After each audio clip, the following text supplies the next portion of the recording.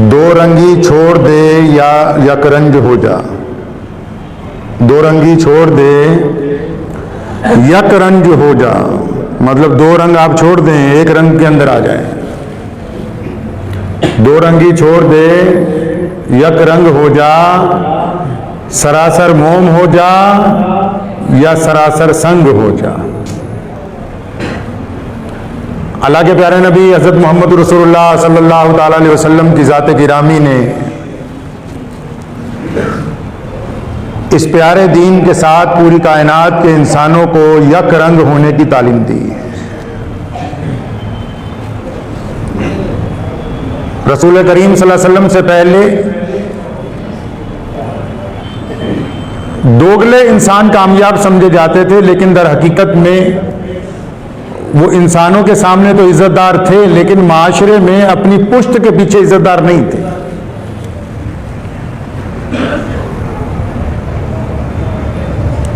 अक्सर लोग सवाल करते हैं कि हम बहुत दुआ करते हैं कसरत के साथ, सदका करते हैं, नेकी के बड़े काम करते हैं, लेकिन हमारी दुआ कबूल नहीं होती।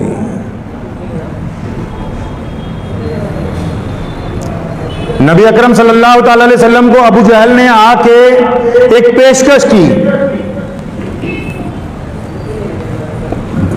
क्योंकि कुफारे मक्का घबरा गए थे रसूलुल्लाह सल्लल्लाहु अलैहि वसल्लम के दीन से, तो आके उन्होंने पेशकश की कि हम 7 दिन होते हैं हफ्ते में, 6 दिन आपके खुदा की इबादत करेंगे, एक दिन आप हमारे खुदाओं की इबादत करें। तो रसूल करीम सल्लल्लाहु अलैहि वसल्लम ने फरमाया कि अगर तुम मेरे हाथ में एक में चांद दूसरे में सूरज भी ला के रख दो, तब भी मैं अल्लाह करीम की तौहीद के ऐलान से पीछे नहीं हटूंगा।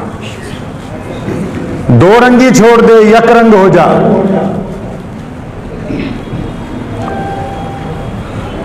दुआएं उनकी कबूल नहीं होती जिनके दो रंग हैं, और जिनका रंग ही एक है उनकी दुआ रद्द नहीं होती है, जिनका रंग एक है। अब रंग से मुराद क्या है, कौन से रंग की हम बात कर रहे हैं?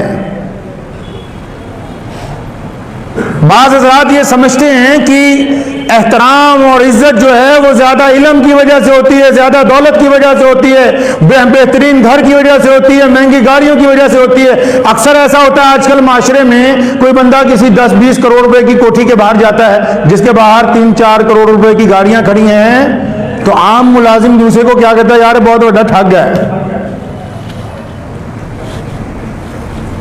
कहता है कि नहीं कहता है? जो उस बंदे के बारे में माशरे में बात मशहूर हुई होती है वही सब लोग कहेंगे, हालांकि वो 10 करोड़ रुपए की कोठी में रह रहा है, बेहतरीन गाड़ियां बाहर खड़ी हैं, लेकिन रास्ते में से चलता हुआ बंदा उसकी पुश्त के पीछे कह रहा है, यार ये फलाना बदमाश नहीं, फलाना ठग नहीं है, फलाना बेईमान नहीं है, उसका घर है। तो क्या उसका अच्छा घर उसको इज्जत दिलवा सकता है? क्या उसकी अच्छी कोठी उसको इज्जत दिलवा सकती है? क्या उसका अच्छा कारोबार उसको इज्जत दिलवा सकता है? कोई बंदा बहुत ज्यादा दीनदार बन जाता है, दाढ़ी रखता है, पगड़ी बांधता है सिर पे, सलवार उसकी टुकनों से ऊंची रहती है, और सारा दिन अपनी बीवी के सामने, बच्चों के सामने, रिश्तेदारों के सामने अपने पीर की तारीफें करता है, लेकिन उन तारीफों के बाद जब वो जाती मामले में अगर किसी से बदतमीजी करता है, जाती मामले में किसी से ठगी मारता है, जाती मामले में बीवी से बदखुल्की करता है, तो घर वाले क्या कहते हैं, तुझे ये सिखाया तेरे पीर ने? तो पता ये लगा कि उसकी तारीफें किसी काम की नहीं है, उसका किरदार काम का है। तारीफें नहीं काम आ सकती हैं उसकी, जितनी मर्जी करता रहे।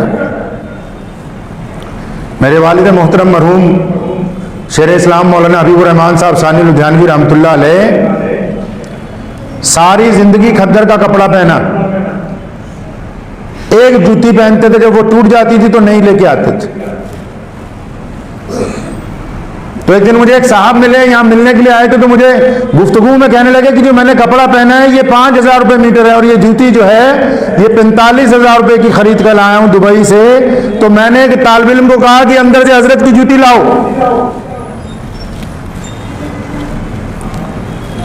तो उसको वो दिखा के मैंने कहा ये 250 रुपये का जूता है।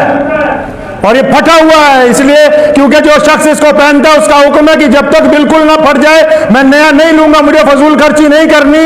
लेकिन जब ये जूता पहन के चलता है तो करोड़ों रुपए के कारों में चलने वाले लोग और मुल्क के तख्त के ऊपर बैठने वाले लोग और बड़े बड़े बुजुर्ग वो इसके आगे झुक के सलाम करना अपने लिए इज्जत की बात समझते हैं। अगर दौलत और इज्जत के जरिए इज्जत मिलती तो कोई नहीं इनको दे सकता था। इज्जत किरदार से मिलती है, महंगे कपड़ों से नहीं मिलती है।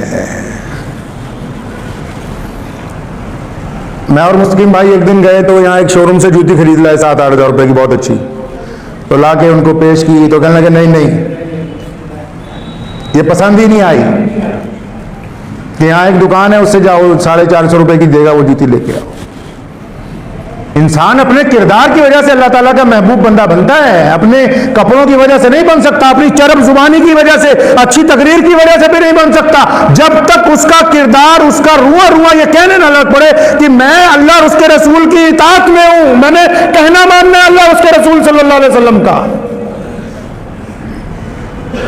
बात तब बनती है। लोगों की नीयतें दोगली हैं, हुक्मरानों के सामने कुछ हैं, घर में कुछ हैं, मस्जिद में कुछ हैं, बीवी के सामने कुछ हैं, कारोबार करते हुए कुछ हैं। अब जब दोगला बंदा, दोगली चीज का तो मार्केट में वैल्यू नहीं है ना जी। आप जानवर खरीदने जाए अगर दोगली नस्ल का आप पैसे कम लगाएंगे, अगर कोई तांबे की कोई सोने की चीज खरीदनी है, अगर पता लग जाए इसमें खोट है तो आप उसकी रकम कम देंगे। अगर कपड़ा जो है उसमें कॉटन में टेरिकॉट मिक्स है आप उसकी रकम कम देने के लिए तैयार हैं। अगर जूती में चमड़े की जगह रेक्सिन लगाए तो आप उसकी रकम कम करने के लिए तैयार हैं। इसी तरह अगर आपका दिल दोगला है, आपकी नीयत दोगली है, आपका किरदार दोगला है, आपके कहने और सुनने में फर्क है, तो फिर अल्लाह के नजदीक क्या इसका पूरा भाव मिल सकता है? आपको पूरा भाव नहीं मिल सकता। कुर्बान जाऊं, कहिए सल्लल्लाहु, जोर से सल्लल्लाहु अलैहि वसल्लम। फरमाया इन्नमल आमालु बिन्नियात। इमाम बुखारी रहमतुल्लाह अलैह ने हजारों हदीसें रिवायत की हैं बुखारी शरीफ में, लेकिन उन्होंने हजूर अलैहिस्सलातु वस्सलाम से ये तो नहीं मालूम करने गया कि पहली हदीस कौन सी रखूं। इतनी हजारों हदीसों में इमाम बुखारी ने पहली हदीस जिसको किताब के पहले सफ़े के लिए मुंतखब किया वो क्या है? फरमाया सोने रसूल सल्लल्लाहु अलैहि वसल्लम फरमाते हैं कि अमल का दारोमदार नीयत के ऊपर है। किसके ऊपर है जी? नीयत के ऊपर है। आप मालूम करना चाहते हैं कि आप कैसे बंदे?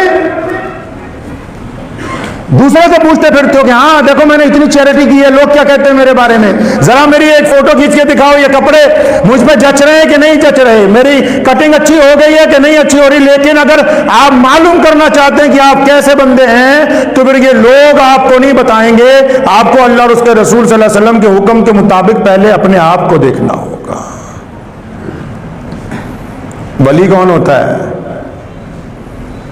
वली कैसा होता है कि जिसकी दाढ़ी बड़ी सोहनी हो गई, कपड़े वधिया पाए होन, वधिया गड्डी च जांदा पे वली नहीं होता। जो सारा दिन तस्बीह हाथ में पकड़े रहे वो वली नहीं होता है। वली किसको कहते हैं? वली होता कैसा है? जो खुद ही अपने नाम के आगे वली लगाया हुआ वो वली नहीं है। तो वली कैसा होता है जी? आओ पता करते हैं वली कैसा होता है, चाहे वो मर्द हो या औरत हो। वली आजकल तो वली का पता करना बहुत आसान हो गया है। आजकल वली का पता करना बहुत आसान हो गया है, पहले थोड़ा मुश्किल था। अब दूसरा बंदा भी पता लगा सकता है कि ये वली है कि नहीं है, पहले खुद ही पता लगा सकते थे आप। अली रज़ी अल्लाह फरमाते हैं वली वो है, इमाम हुसैन रज़ी अल्लाह तआला ने फरमाया अच्छा बंदा वो है जिसकी तन्हाई पाक है, जिसकी तन्हाई पाक है। जब तन्हा होता है तब ये क्या सोचता है? जब यार दोस्त भाई बहन माँ बाप कोई साथ नहीं होता, जिस वक्त अगर कभी रात को कहीं किसी होटल के कमरे में अकेला होता है या घर से बीवी बच्चे चले जाते हैं अपने ननिहाल, तब ये अकेला होता है, या सफर में ये अकेला होता है, तब ये क्या सोचता है? तब इसके दिमाग में क्या ख्यालात आते हैं? अगर ये तब भी ये सोचता है कि मैं अल्लाह और उसके रसूल का पाबंद हूं, आजकल तो मोबाइल की हिस्ट्री खंगाल लीजिए, कुछ बातें कहने की नहीं होती, लेकिन मैं आपको बताता हूं, मैंने अपने वालिद के इंतकाल के बाद उनका मोबाइल 5 दिन तक पढ़ा, और अल्लाह की कसम खा के कहता हूं कि ऐसा जिंदा वली और मुजद्दिद मैंने अपनी जिंदगी में अपने बाप के अलावा दूसरा कोई नहीं देखा, जिसकी तन्हाई भी पाक हो, जिसका किरदार भी पाक हो, जिसका मोबाइल भी पाक हो, जिसका व्हाट्सएप भी पाक हो। आओ, अगर पता करना है वली कौन है तो मोबाइल की हिस्ट्री चेक करके बताओ कि जो रात को गंदी फिल्में नहीं देखता वो अल्लाह का वली है। जिसके पास किसी औरत के गंदे पैगाम नहीं आते वो अल्लाह का वली है। जो 2 नंबर के मैसेज नहीं करता वो अल्लाह का वली है। और जिसकी तन्हाई में जो किसी की बहन के साथ मुंह काला करने का इरादा नहीं करता वो अल्लाह का वली है। क्या सिर्फ नमाज पढ़ने से बंदा वली बन जाता है? कोई औरत जितनी मर्जी नमाजें पढ़ती रहे, अगर तन्हाई में उसका यह इरादा है कि फलां के साथ मेरे ताल्लुकात कायम हो जाए, तो वली नहीं है। जिसकी तन्हाई नापाक है, उसका किरदार नापाक है, उसका चेहरा लोगों के सामने अच्छा हो सकता है, लेकिन जब तक दिल गंदा है तो गंदे दिलों का वजू अल्लाह के हुजूर कबूल नहीं होता। गंदे दिलों का वजू अल्लाह के हुजूर कबूल नहीं होता। मुझे कई गैर मुस्लिम दोस्त भी पूछा करते हैं दुआएं कबूल होती नहीं होती, वो भी सुन लें। बंदा मुसलमान हो या गैर मुस्लिम हो, फरमाया जब मुझसे मांगता है ना तो मैं उसे देता हूं।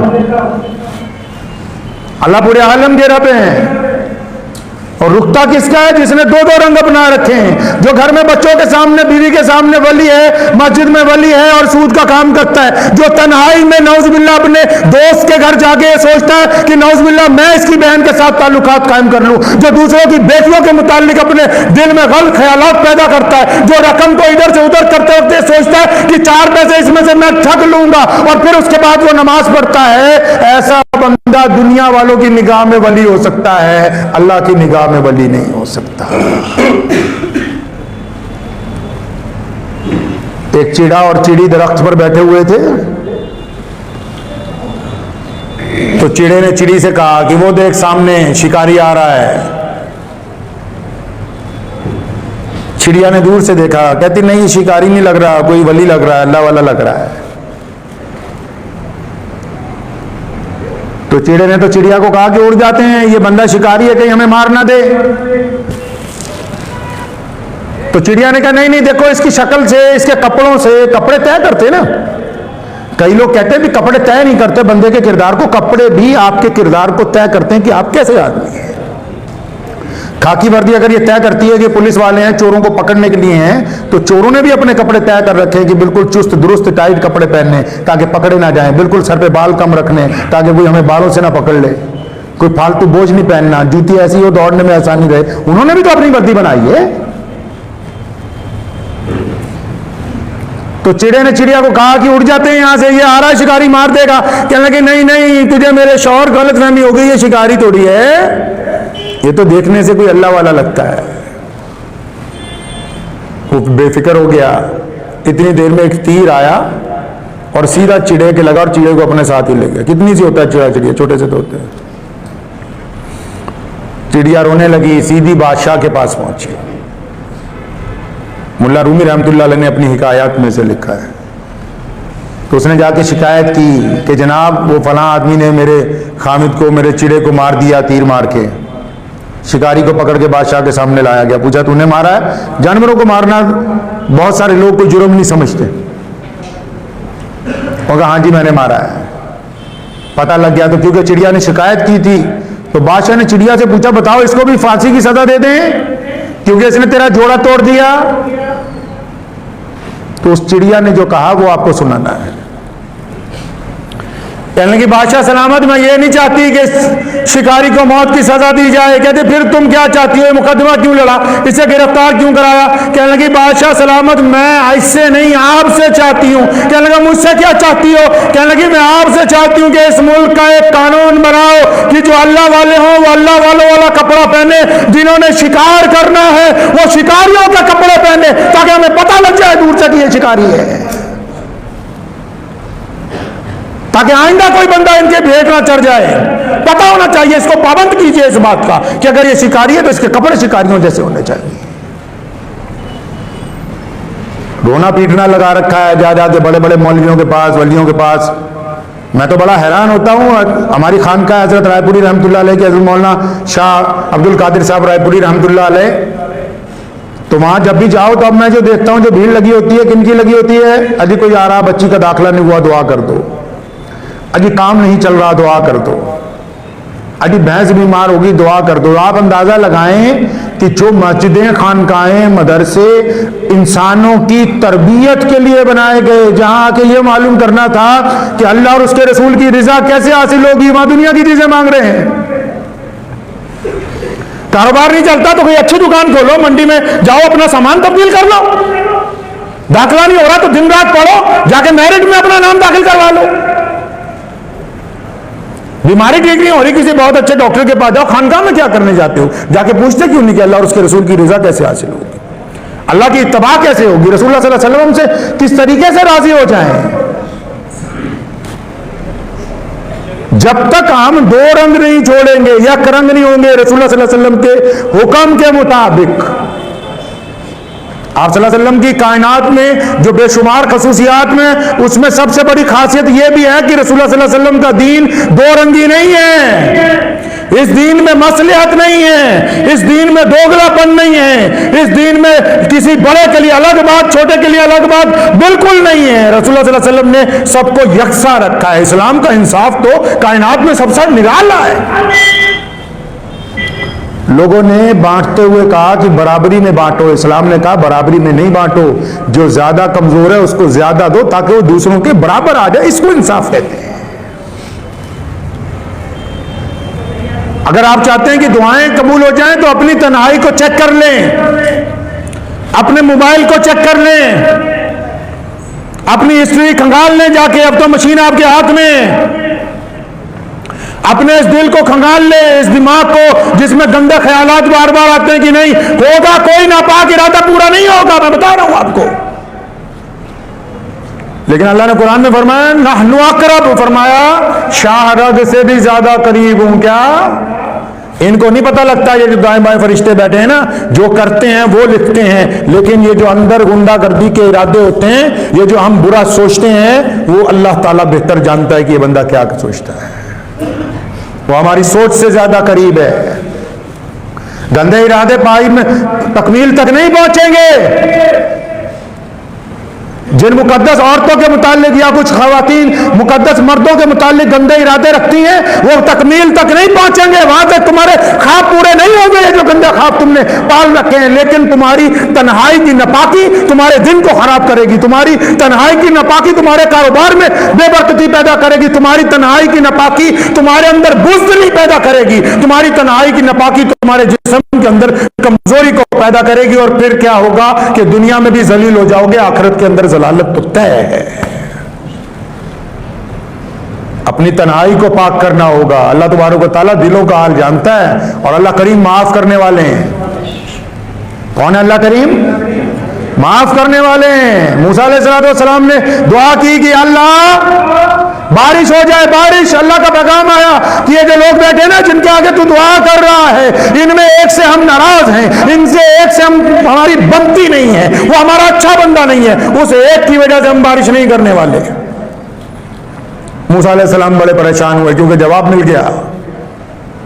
अभी परेशानी में बैठे हैं कि रिमझिम रिमझिम बारिश होने लगी। फिर पहुंच गया अल्लाह के पास, या अल्लाह तू सीधा कहने से बारिश नहीं होगी कि मैं तो इनसे नाराज हूं, इनमें से एक बंदे से। अल्लाह करीम ने फरमाया कि मूसा आप कलीमुल्लाह हैं, मेरे उस बंदे ने मुझसे माफी मांग ली, मुझसे माफी मांग ली। मूसा अलैहिस्सलाम ने खूबसूरत सा सवाल किया और जवाब भी बड़ा खूबसूरत आया। फरमाया अल्लाह मुझे तो बताए ना, मैं आपका बहुत करीबी नबी, मुझे तो बताएं इनमें कौन सा है। और फरमाया नहीं नहीं, ये मेरा और मेरे बंदे का मामला है, ये राज आपको नहीं बताया जा सकता। अगर हमने गुनाहों के इरादे किए हैं तो दूसरी तरफ तौबा का दरवाजा खुला है। और आपको एक और तरकीब की बात सुनाता हूं आज, दिल की तख्ती पे लिख के ले जाओ, घर में जाओ। घर में ज्यादा कौन है? ज्यादा तादाद बच्चों की है, नौजवानों की है कि बूढ़ों की है? मतलब ये जो तीन तरतीब चलती है हर घर में, बच्चे होते हैं, नौजवान होते हैं, बूढ़े होते हैं। क्या बूढ़े सबसे ज्यादा होते हैं जी? बोलते नहीं, बूढ़े ज्यादा होते हैं। कम होते हैं। इसका मतलब यह हुआ कि हर बंदे की इतनी उम्र नहीं है कि वो बुढ़ापे तक पहुंचे, इसलिए बूढ़ों की तादाद कम है। इसका मतलब यह हुआ कि बूढ़ों की तादाद इसलिए कम है क्योंकि हर बंदे को इतनी उम्र नहीं मिली कि वो 80 साल का, 75 साल का, 90 साल का हो जाए, इसलिए ये वाली जो जाति है बूढ़ों की, ये कम है। अब दूसरी पे आ जाओ। बच्चे ज्यादा हैं कि माँ बाप ज्यादा हैं घर में जी? बच्चे ज्यादा हैं ना? बच्चे ज्यादा हैं कम है जी? बच्चे ज्यादा हैं, नौजवान कम है घर में, बच्चे ज्यादा हैं। तो इसका मतलब हर एक बच्चा भी नौजवानी तक नहीं पहुंचता। किस खाम ख्याली में हो? कभी हिसाब ही नहीं लगाया अपना? कभी पीछे मुड़कर देखो, इन चंद सालों में अपनी अपनी जिंदगी में पीछे देखो। पीछे कितने दोस्त हैं जब देखते हैं कि वो कब्रों में चले गए, कितने माँ बाप हैं जो आज हमारे साथ नहीं है। अपने उस्तादों में देखो कितने हमें छोड़कर चले गए। अपने गली मोहल्ले में से देखो कितने कल तक तुम्हारे साथ थे, आज तुम्हारे साथ नहीं है। अपनी सहेलियों को तलाश करो, कल तक वो जिंदा थी, आज मुर्दा बनी हुई है। पीछे देखो तो सही कि तुम चल तो आगे रहे हो। कितने थे जिनका साथ तुमसे छूट गया है? कितनी दुकानदार थे जो आज तुम्हारे दरमियान नहीं है? कितने फैक्ट्री के मालिक थे जो आज तुम्हारे दरमियान नहीं है? कितने कारीगर कल तक तुम्हारे साथ थे, वो तुम्हारे दरमियान नहीं है? पीछे देखो तो सही कभी पलट के। किस खाम ख्याली में है इंसान? हर एक बच्चा जवान नहीं होता है। जो जवान हो गए उन पे अल्लाह की नेमत है कि अल्लाह ने आपको जवानी अता की है। फिर इरादे गंदे हो तो खुदा की मदद कैसे आ सकती है? हर एक जवान बुढ़ापे तक नहीं पहुंचता है मियां साहब।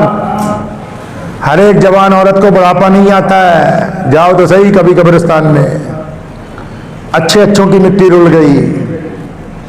कब्रें किनकी आबाद हैं जी? वो कब्रें किनकी आबाद हैं? जिन्होंने दुनिया में अल्लाह को अपना दोस्त बना लिया, जिन्होंने अल्लाह को अपना दोस्त बना लिया, वो तो मरने के बाद भी कामयाब है, वरना कब्रिस्तान भरा पड़ा है। तो कहने का मकसद ये है कि आज का मेरे साथ गुफ्तगू का, आपके साथ मेरी गुफ्तगू का मकसद ये है कि पहले तो अपनी तन्हाई पाक करें। करेंगे जी इंशाअल्लाह? तन्हाई को पाक कीजिए। तन्हाई अगर पाक हो जाएगी तो आप बहादुर बन जाएंगे, बुज़दिल नहीं रहेंगे। याद रखिएगा। माफ करो मैं कई बार बीच में मौलवियों के ऊपर बोलने लगता हूं, कई मौलवी नाराज हो जाते हैं। अगर तन्हाई पाक हो जाएगी तो आप पूरा दबके के साथ बोलोगे, तुम्हें पता होगा टेंशन कोई नहीं है। ये नहीं कि खराब है मामला, नहीं नहीं, चाहे दौलत का मामला खराब हो, चाहे मामलात का मामला खराब हो, आपने जब तौबा कर ली उसी वक्त से नहीं, सुबह जब आपने तौबा कर ली। रसूल करीम सल्लल्लाहु अलैहि वसल्लम के पास एक सहाबी आए, खजूरें खा रहे थे, आते ही कलमा पड़ा रसूल सल्लल्लाहु अलैहि वसल्लम के पास। फरमाया या रसूल अल्लाह, मैंने तो गुनाह बहुत किए हैं, क्या आपका रब मुझे माफ फरमा देगा? फरमाया बिल्कुल, जब तुम कलमा पढ़ोगे पिछले सारे गुनाह तुम्हारे माफ हो जाएंगे। और फिर उसी वक्त मैदान जिहाद में गया, अल्लाह के हुजूर लड़ता हुआ शहीद हो गया। रसूल फरमाया कि ये देखो कितना खुशकिस्मत है, न इसने नमाज पढ़ी, ना रोजा रखा, ना हज किया, लेकिन ये आला इल्लीयीन के अंदर पहुंच गया। अल्लाह तबारक व तआला ने इसकी मग़फ़िरत फरमा दी। तो इसलिए तन्हाई तब पाक होगी जब दिल पाक हो जाएगा। दिल के पाक करने के लिए रिज़्क़े हलाल की जरूरत है। हराम माल से बचना है, हराम माल से बचना है। हराम माल ऐसे है जैसे बहुत अच्छी खीर बनाते हैं, उसमें 2 कतरे पेशाब के डालते हैं, तो जिसने आप डलवाएंगे तो पूरा मजमा खाने के लिए तैयार नहीं होगा, पूरी की पूरी। हालांकि वो 2 कतरे पूरी 1 क्विंटल की खीर में अपना असर नहीं दिखा सकते हैं, ना ही सारी जगह वो पहुंच सकते हैं। 2 कतरों की क्या औकात होती है, लेकिन उसके बावजूद उसकी वजह से पूरे का पूरी देगी, आपका मुताहर माल भी खराब हो जाएगा, आपकी जिंदगी खराब हो जाएगी, घर के मामलात खराब हो जाएंगे। इज्जत ये नहीं है कि हमारे पास बड़ी कोठियां हों, बड़े बंगले हों। इज्जत ये है कि जब एक आम सा अफसर जिसके कमरे में फर्नीचर भी पूरा नहीं होता है, और जब कोई बड़ा अफसर मंत्री पहुंचता है ना काम करवाने के लिए, तो चलता चलता बाहर अपने सबॉर्डिनेट को कहता है कि यार बंदा बहुत ईमानदार है, अगर बात मान ली तो ठीक है, नहीं तो काम होने वाला है नहीं। बात किरदार की है। किरदार तभी आएगा जब तन्हाई पाक होगी, रिज़्क़ हलाल होगा। कर लेंगे पाक इसको इंशाअल्लाह। और जिन लोगों के लिए आज तक गंदे इरादे किए हैं, अभी तौबा करने दिल में, अल्लाह आपके दिल का हाल जानता है। अभी तौबा कर ले, दिल में इसके आराम से तौबा कर लें, माँ बाप की बदखुल्की से तौबा कर लें, जिन बहनों के मुतालिक और जिन बहनों ने जिन मर्दों के मुतालिक गंदे इरादे किए वो अल्लाह के हुजूर अभी अपनी तौबा करने की, आज के बाद ऐसा गुनाह नहीं करेंगे। जिन्होंने मोबाइल के जरिए गुनाह किए आज तौबा कर लें। अगर आप अपनी हिस्ट्री डिलीट करेंगे तो आप अपनी नियत से करेंगे ना कि मैं मोबाइल में से गंदी चीजें डिलीट कर रहा हूं, मैं मेंबर पर बैठ के अल्लाह की जात पे यकीन के साथ कहता हूं कि अगर आप इस नियत से डिलीट करेंगे कि मैंने गुनाह दोबारा नहीं करना, तो आपके खाते में से अल्लाह ताला के हुजूर फरिश्ते भी डिलीट करेंगे कि दोबारा गुनाह नहीं करेगा। करेंगे इंशाअल्लाह ताला। दुआ कीजिए कि अल्लाह ताला मुझे भी